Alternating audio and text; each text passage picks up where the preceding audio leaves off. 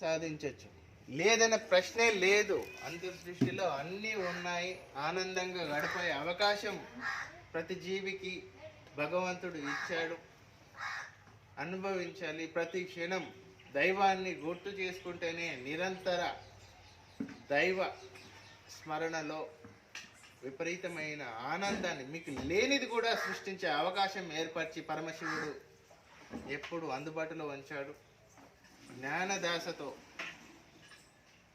ధ్యానదాసకి అవకాశం లేదు కాబట్టి కుటుంబం ఉంది. జ్ఞానదాసకి దగ్గరగా ఉండండి.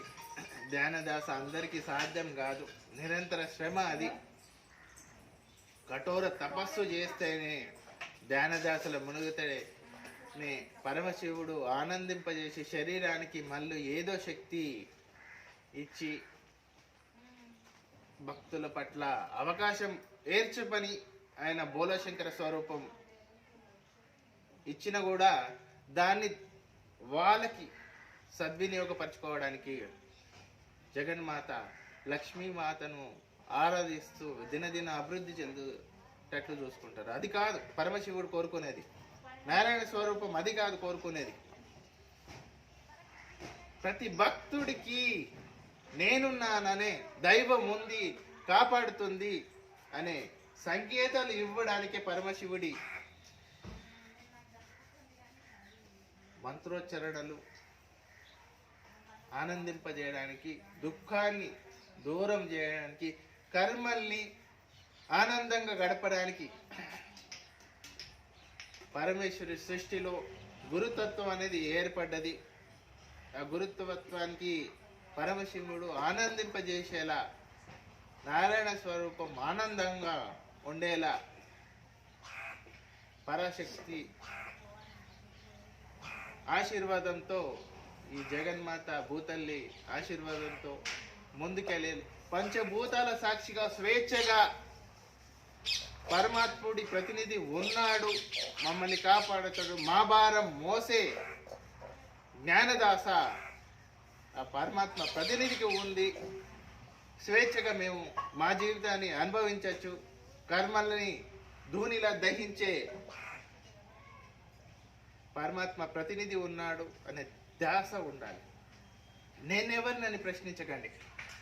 ఈ అంతర్ సృష్టిలో నేనెవరినని ప్రశ్నించకండి. ఈ శరీరం ఎవరు అని ప్రశ్నించ కన్నా ప్రతిఫలం పొందే అవకాశం ఏర్పరచుకోమని చెప్తున్నాను. అవకాశం, కాలం వేగమైంది.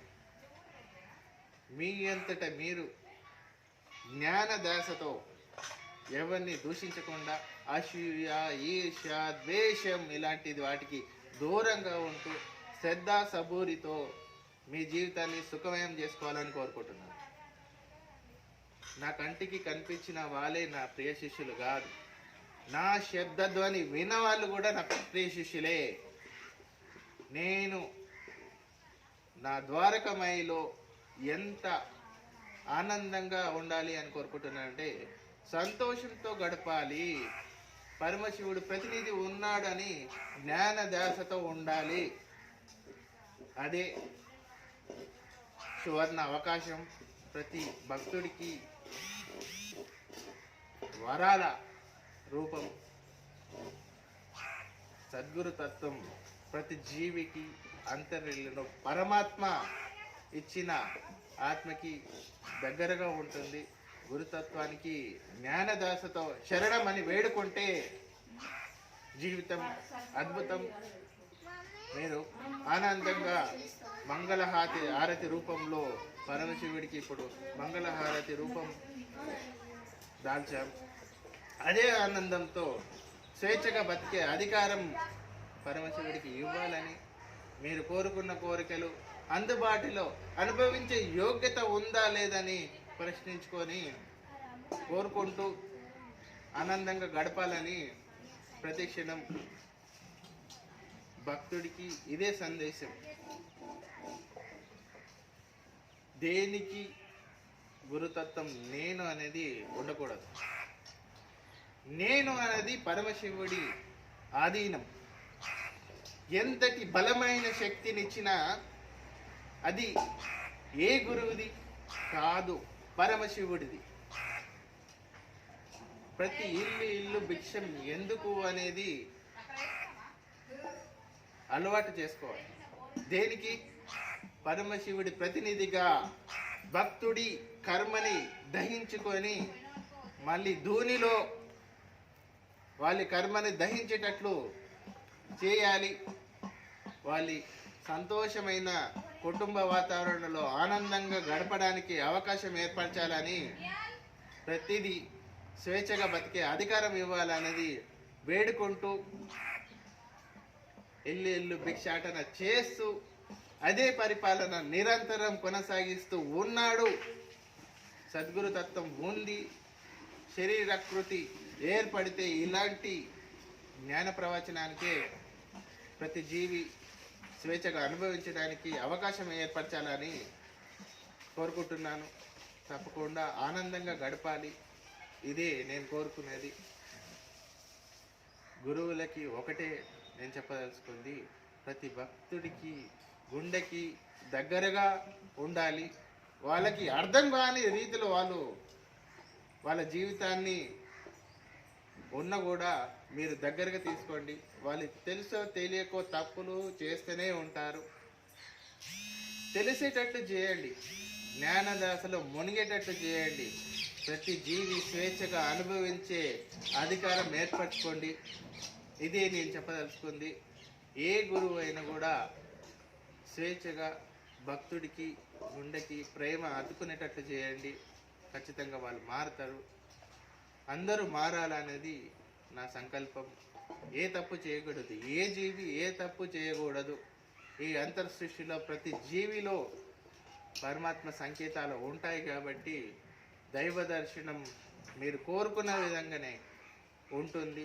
మీరు ఎటు చూసినా సాయి రూపమే కనిపించాలి. ప్రతి జీవిని స్వేచ్ఛగా బతికే అధికారము ఇవ్వాలి. ఎవరిని దూషించుకోకూడదు. పరమశివుడికి అందరికీ ప్రతి గుడిలో ప్రసాదంగా ఏర్పరిచి నిత్య పూజలు స్వీకరిస్తూ మనల్ని ఆశీర్వదించడానికే ఆ పరమశివుడు అవకాశం ఇచ్చాడు. ఏ ఒక్కరి పరమశివుడి ప్రసాదం ఏ ఒక్కరిది కాదు, అందరికీ సమానంగా పంచే శ్రీశైల నాథుడు ఉండగా ఎందుకు ఇబ్బందులు సృష్టించుకుంటారు అనేది నాదొక విన్నపం. ఎందుకు? అనుభవించే యోగ్యత అందరికీ ఉంది, అనుభవించండి. లేకుంటే విజ్ఞతతో జ్ఞాన సాధనతో ఏదైనా సాధించుకోండి. ప్రతిఫలం ఇస్తాడు ఖచ్చితంగా. అనుభవించండి. కానీ దూషించే తత్వానికి ఈర్ష్య ద్వేషతోని అసూయతోని ఎవరిని దూషించకండి. ఎవరి పట్ల మూర్ఖంగా మాట్లాడకండి. ఇలాంటి అనుభూతిని పొందుతూ స్వేచ్ఛగా బతకండి. విమర్శించుకోండి. ఎవరేం చేస్తున్నారని మాట్లాడుకోకండి. మీ అంతటా మీరు స్వేచ్ఛగా అనుభవించండి. ఒకరిని దూషించేటప్పుడు, ఒకరిని వేలెత్తి చూపించేటప్పుడు మీరు ఏంటని మీరు ప్రశ్నించుకోండి. మీరు ఎలా ఉన్నారని ప్రశ్నించుకోండి. ఎలాంటి దాసలో బతుకుతున్నారని ప్రశ్నించుకోండి. ఒకరిని ప్రశ్నించే అధికారం మీకు ఉన్నప్పుడు నేను ఏంటి, నేనెవరిని అని ఆత్మ పరిశీలన చేసుకుంటూ ముందుకెళ్ళాలని కోరుకుంటున్నాను.